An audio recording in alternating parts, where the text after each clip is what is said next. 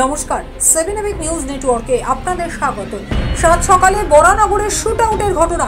শুক্রবার সকালে বরানগর পৌরসভার 1 নম্বর ওয়ার্ডের অন্তর্গত নর্দার্ন পার্ক এলাকায় এক ব্যক্তিকে লক্ষ্য করে গুলি চালানোর ঘটনাকে কেন্দ্র করে তীব্র চাঞ্চল্য ছড়িয়ে পড়ে। তবে গুলি লক্ষ্যভ্রষ্ট হওয়ায় বরাত জোরে প্রাণে বেঁচে গিয়েছেন বিকাশ মজুমদার নামের ওই ব্যক্তি। জানা গেছে ওই এলাকার বাসিন্দা, পেশায় ট্রাম ডিপোর কর্মী বিকাশবাবু অন্যান্য দিনের মতো এদিনও অফিস যাওয়ার আগে সকাল 6টা 20-25 মিনিট নাগাদ ময়লা আবর্জনা ফেলতে গিয়েছিলেন। সে সময় আচমকাই দুজন বাইকে চেপে এসে তাকে লক্ষ্য করে গুলি চালায়। সঙ্গে সঙ্গেই বিকাশবাবু রাস্তায় পড়ে গেলে গুলি লক্ষ্যভ্রষ্ট হয়। তবে গুলির ছড়া ছিটকে এসে তার শরীরে একাধিক জায়গায় আঘাত লাগে।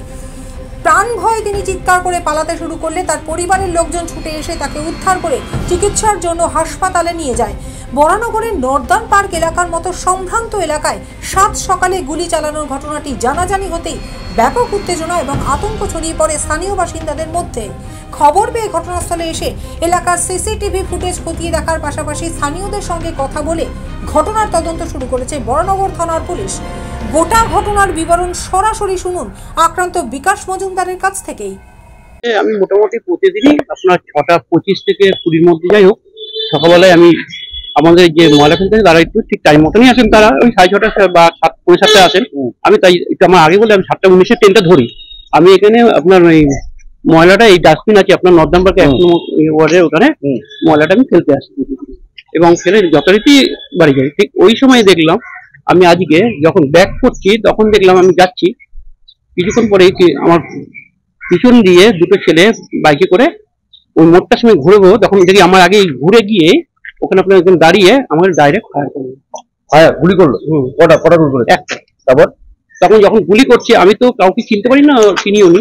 তখন আমি সঙ্গে সঙ্গে আপনার এবার মাথায় নিচু বললাম, তখন গুলিটা বেরিয়ে গেল। হয়তো তার আগে গুলি করে বলতে চাই, কিন্তু আমার গুলিটা যখন জ্বালার পর তারপর যখন আমি দৌড়িয়ে বালতি ফেলে দৌড়িয়েছি বাড়িতে, তারপর দেখছি আমার এখান দিয়ে সারি জায়গা দিয়ে রক্ত বেরোচ্ছে, রক্ত ঝরছে এবং মুখের থেকে জ্বালা করছে। তখন আমার ভাই আমাকে আপনার হাসপাতালে নিয়ে গেল। কোথায় কোথায় লেগেছে আপনার? এই দেখুন হাতে এখানটায়, বুকে এইখানটায় যে ছিটকিয়েছে বারুদটা, মুখগুলো জ্বালা করছে। বলছি যে আপনি কি করেন? আমি আপনার ট্রাম কোম্পানি চাকরি, WBTC।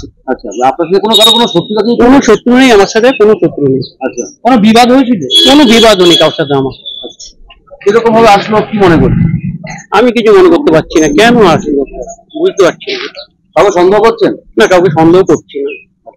বাইকে দুজন ছিল? দুজন ছিল। হেলমেট পরা ছিল? হ্যাঁ, হেলমেট পরা ছিল। কোন দিকে পালিয়ে গেল আপনার বলতে পারছি না। আমি ওরা যখন ঘুরে ওখানে মুভ করলো তখন আমি দাঁড়ালাম। আমি যখনই গুলি করি আমি তখন পড়ে গিয়ে। আপনি কিন্তু ডেকেছিল দাদা?